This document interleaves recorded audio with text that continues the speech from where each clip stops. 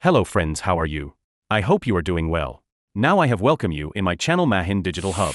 Now I do not take your time, and now please enter toward the video. In my today's video, I want to share with you the process of uninstalling or deleting apps or software from your computer.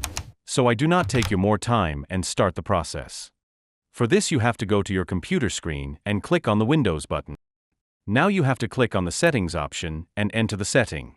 Now you have to find the option Apps, and that will find you on the left side of the screen. Now you have to click on the Apps option. Now click on that. After that you are go inside the app settings. Now you have to find the Installed Apps option and click on it. Now here you go. Now you are able to see the apps that are installed in your system and how much storage they consume by specific apps or software. From here you are also able to uninstall a software. For this you have to select the apps or software that you want uninstall. In my case, I want to uninstall the Unwanted games that was installed by default by Windows. Now I select this app. Now you have to click on the three dots for and click on the uninstall option. Then it takes some time to uninstall a apps or a software. After that your apps or software is uninstalled. Here you can also find some software that cannot be allowed uninstalled or delete by the Microsoft.